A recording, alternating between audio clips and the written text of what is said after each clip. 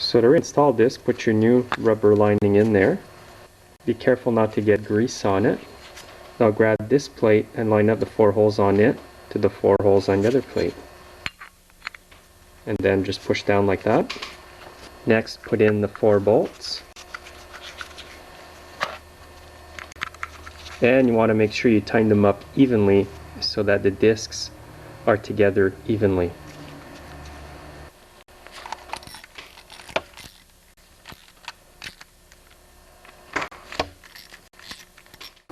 And now make sure you tighten them up real tight. And crisscross like that.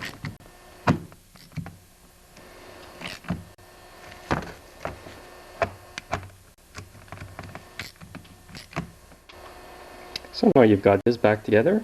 Make sure that there is no grease on the rubber. Now before I put the friction wheel back on, I'm going to clean the shaft here with a rag with a bit of gas on it. What this is going to do is remove all the old grease that's there, because sometimes it accumulates and then it's hard to change gears because the grease is so stiff. And you can see a lot of dirt came off. And I'll clean here where the gears go. Now I'm going to insert a bit of lithium grease on the shaft. Just going to put a film on there. You don't want to put too much grease there because it can fly off and go on the friction wheel, and then it's going to cause slipping.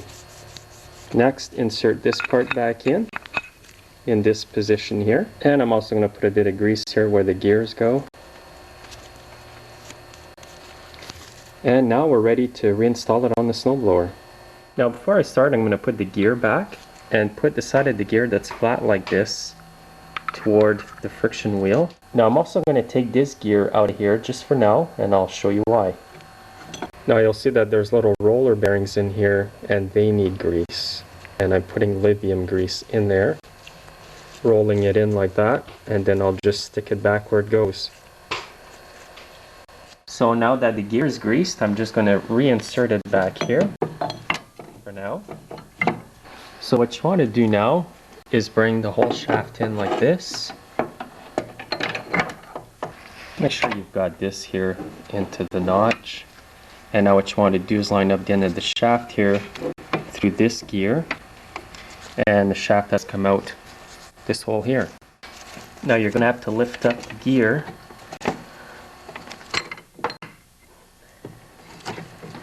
Get it in between the 2 gears at the top.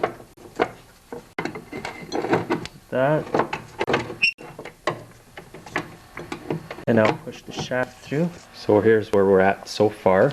I managed to get the shaft through. The gear is in the right place. Shaft is out the other side. Now what I'm going to do is install the bearing on this side. That. Then push the shaft a bit while holding the bearing. Now what this does is it allowed enough room for the groove for the clip to come out. And now just push the clip down. Watch that it doesn't go flying on you. Now what's really important on this side is to put this washer inside here. Hold the shaft inside the gear case. And make sure that this washer goes in all the way like that. And that it sits on the notch on the shaft, as you can see. If it's not in there all the way, you're not going to be able to push in the bearing far enough to get the E-clip back on. So now that you've got the washer on its proper groove and pushed in far enough, insert the bearing back on, and you should be able to see the groove at the end of the shaft there to put the E-clip back on. And now you want to stick the E-clip back on, and we'll push it in.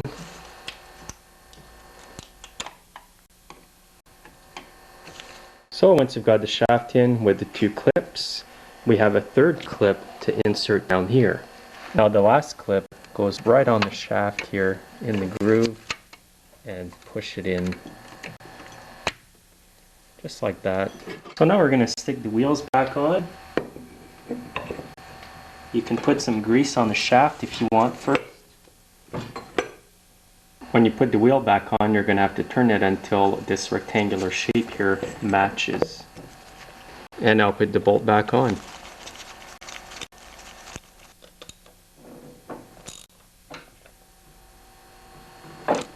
Also going to put a bit of oil on the shaft here first. You can use any kind of oil or grease.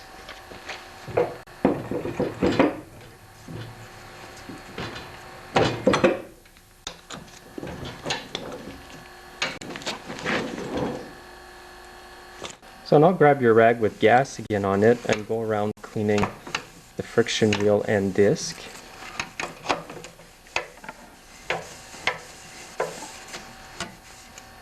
Rub the rag on the friction wheel and turn the wheels.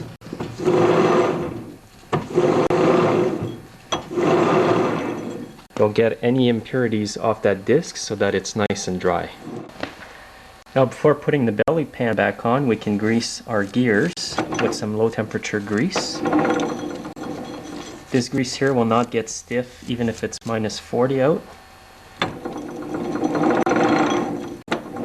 Don't put too much grease because it could fly off and hit the friction wheel and disc and cause slippage. So all that's left to put on now is the belly pan, and then we're going to try it out to make sure it works. So you want to insert the lips of the belly pan down in the grooves over here. Then bring the belly pan up like this. Now push this lip here, underneath here. And then start putting in the bolts.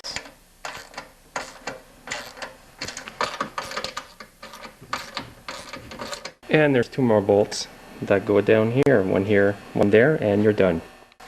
So now that we're ready to go, I'm going to take it outside and see how the drive works.